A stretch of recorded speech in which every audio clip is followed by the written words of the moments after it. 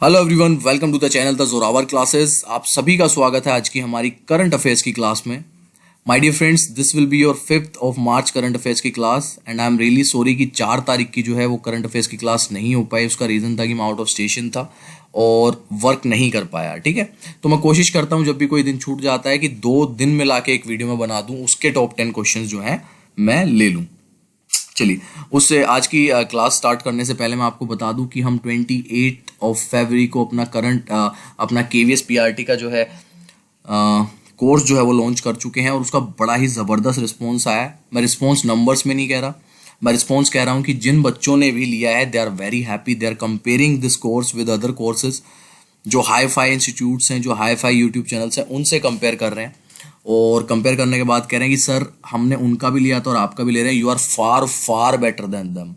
तो if you are also interested और अगर आपको भी हम पे ट्रस्ट है तो एक बार एनरोल करके देखो। एनरोल करने का तरीका मैंने बताया हुआ है, नीचे डिस्क्रिप्शन में आपको द जोरावर क्लासेस का ऐप का लिंक मिल जाएगा, या डायरेक्ट आप जो है एंड्रॉयड फ़ोन से द जोरावर क्लासेस सर्च कर सकते हैं प्ले स्टोर पर जाकर और डाउनलोड कर लें। वहाँ पर आपको स्टोर का ऑप्शन मिलेगा।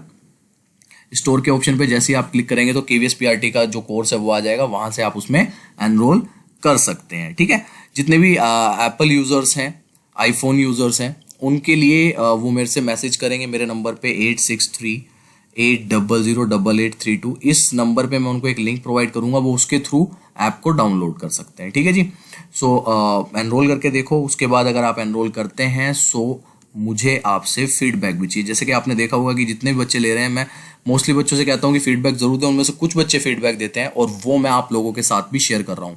अभी तक एक भी नेगेटिव फीडबैक नहीं आया है। मजाक नहीं कर रहा हूँ, मैं सच में कह रहा हूँ। ऐसा नहीं कि मैं अपनी तारीफ कर रहा हूँ, मेरे को कोई शौक नहीं अपनी तारीफ करने का, जो है सो है।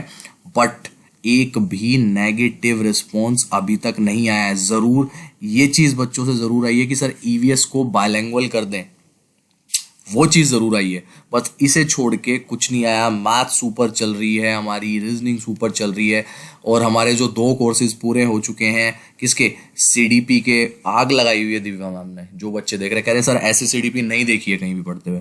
उसके बाद आपकी बात करें साइंस का पूरा कोर्स है तो सत्यम सर ने वहाँ आग लगाई हुई है। एक बार जाके ज़रूर करना। लाइफ में जो आपके हाथों में फ़ोन है इस टाइम, वो सारे उस कोर्स से महंगे हैं और ये कोर्स जो है आपको 55,000 रुपीज़ पर मंथ की जॉब दिला सकता है अगर आप मेहनत करेंगे इस कोर्स के साथ। तो चलिए फ्रेंड्स, आज का अपना सेशन स्टार्ट करते हैं। सबसे पहला क्वेश्चन लेते हैं आज का। हाल ही में किस राज्य सरकार ने निजी क्षेत्र की नौकरियों में 75% राज्यों के युवाओं के लिए आरक्षण को मंजूरी प्रदान कर दी है?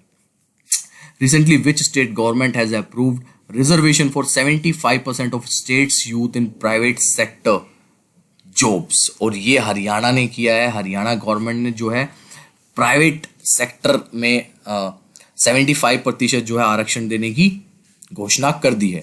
हरियाणा सरकार ने निजी क्षेत्र में अब स्थानीय लोगों को 75% आरक्षण दे दिया जाएगा। हरियाणा के राज्यपाल सत्यदेव नारायण आर्य ने विधेयक को मंजूरी दे दी है। इस विधेयक के दायरे में राज्य में निजी कंपनियां, सोसाइटी, ट्रस्ट, साझेदारी फर्म आते हैं। विधेयक योग्य लोगों के उपलब्ध नहीं होने की स्थिति में योग्य स्थानीय उम्मीदवारों के प्रशिक्षण का प्रावधान करता है। बिल के मुताबिक आरक्षण कानून नहीं मानने वाली कंपनियों पर जुर्माना लगाने का भी प्रावधान होगा। तो भैया जितनी भी प्राइवेट कंपनीज हैं आपके हरियाणा में, उसमें 75% जो लोग हैं वो काम करेंगे कहाँ के? हरियाणा के स्थानीय लोग। ये हरियाणा सरकार ने जो है एक विधेयक पास कर दिया है और ये पास किया गया हरियाणा के राज्यपाल सत्यदेव नारायण आर्य। तो साथ साथ में ये चीज़ भी पता लगती है आपको कि हरियाणा के जो है राज्यपाल कौन है। ये जो क्वेश्चन है आपका आज का सुपरस्टार क्वेश्चन है, सुपर डुपर स्टार मैं कह रहा हूँ ये क्वेश्चन है।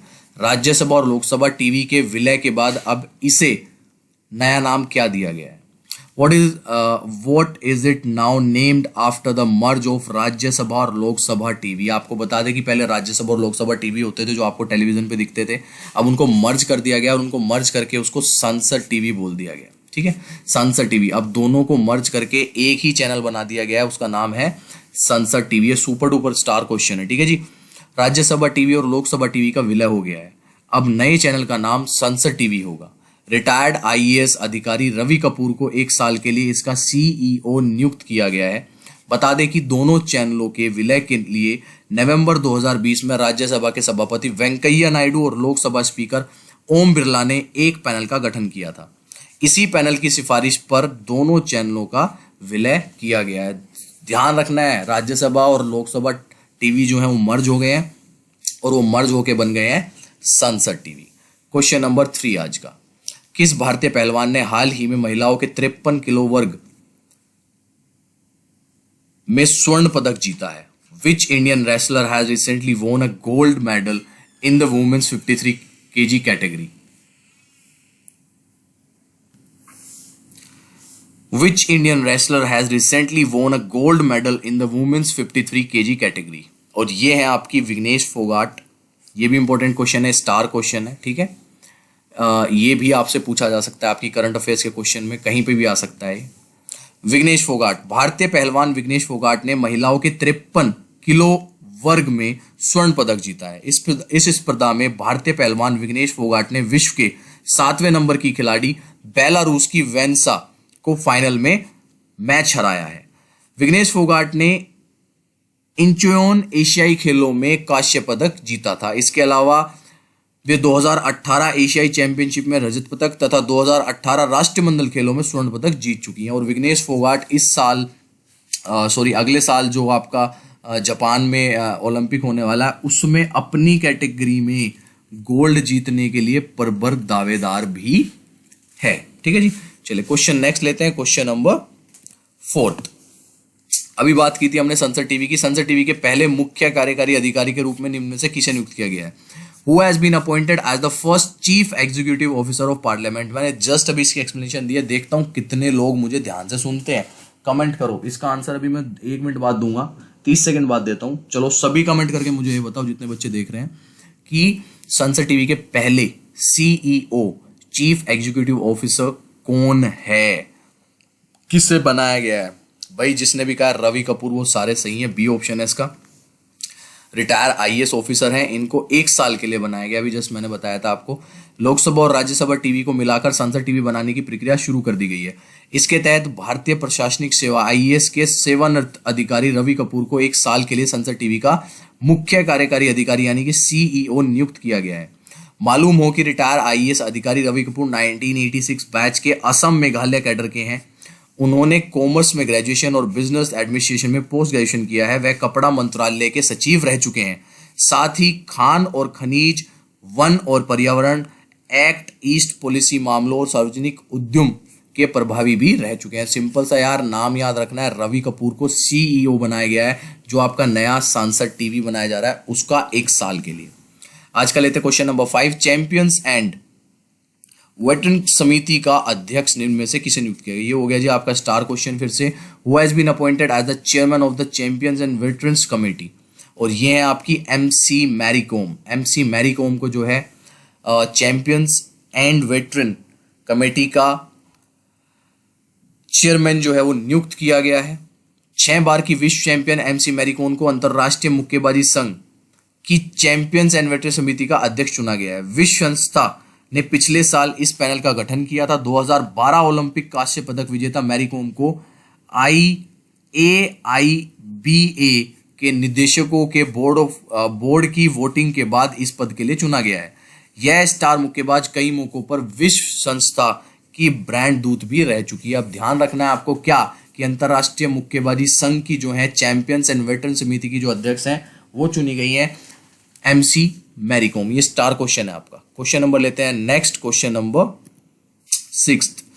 भारत ने किस देश के साथ ब्रह्मोस मिसाइल समेत अन्य रक्षा उपकरणों की आपूर्ति हेतु समझौता किया है? India has signed an agreement with which country to supply the BrahMos missile and other defence equipment? और ये किया है फिलीपींस के साथ। इंडिया ने समझौता किस चीज को लेके? मिसाइल समेत अन्य रक्षा उपकरणों, ब्रह्मोस मिसाइल समेत अन्य रक्षा उपकरणों की आपूर्ति के लिए समझौता किया गया इंडिया और फिलीपींस के बीच। भारत ने फिलीपींस के साथ ब्रह्मोस मिसाइल समेत अन्य रक्षा उपकरणों की आपूर्ति हेतु समझौता किया है। इसका नाम भारत की ब्रह्मपुत्र नदी और रूस की मोस्कवा नदी के नाम पर रखा गया है। ब्रह्मोस मिसाइलों को ब्रह्मोस एरोस्पेस द्वारा डिजाइन, विकसित और निर्मित किया गया है। ठीक है जी, याद रखना है India and Philippines. Question number ले लेते हैं आज का 7th। ये हो गया आपका सुपर, नहीं ये वाला नहीं, ये तो आपका स्टार ही है, ठीक है। मेरे को लगा नेक्स्ट क्वेश्चन जो है वो आ गया, ये स्टार क्वेश्चन है। श्रीलंका के कोलंबो बंदरगाह में वेस्टर्न कंटेनर टर्मिनल के विकास करने का ठेका किसे दिया गया है? Sri Lanka has awarded the contract to develop western container terminal of Colombo port to which country? और ये उन्होंने इंडिया को दिया है। नेपाल, रशिया वगैरह क्या करेगा यहाँ पे आके? इंडिया को दिया गया है western container terminal of Colombo का क्या करने के लिए? डेवलप करने के लिए कॉन्ट्रैक्ट मिला है।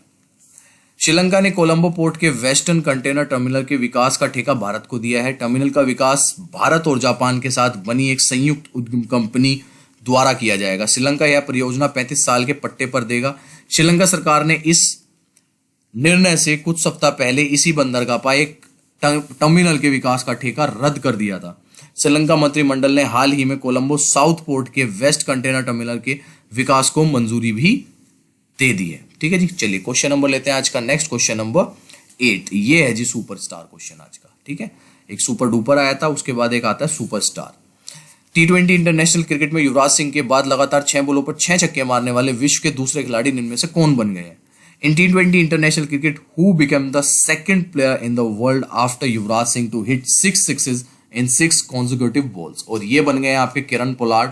वेस्ट इंडीज के किरण पोलार्ड ने श्रीलंका के बॉलर पर लगातार 6 बॉलों पे 6 छक्के जड़ दिए।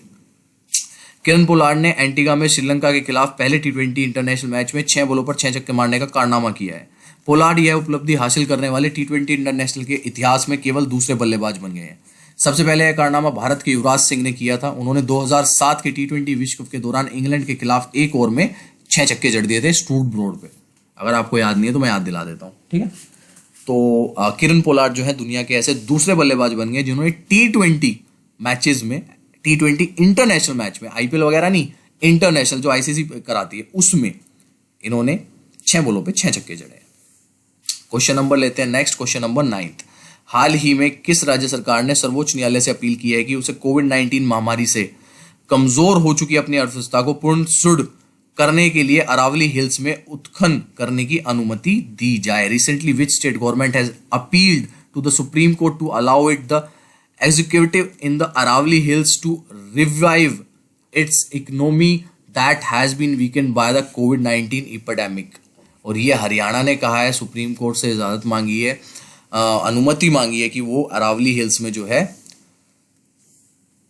हाल ही में हरियाणा सरकार ने सर्वोच्च न्यायालय से अपील की है कि उसे कोविड-19 महामारी से कमजोर हो चुकी अपनी अर्थव्यवस्था को पूर्ण सुदृढ़ करने के लिए अरावली हिल्स में उत्खनन करने की अनुमति दी जाए। इस रेंज का विस्तार गुजरात के हिम्मतनगर से शुरू होकर हरियाणा, राजस्थान और दिल्ली में लगभग 720 किलोमीटर तक है। मतलब पूरी लगभग जो है 720 किलोमीटर तक है।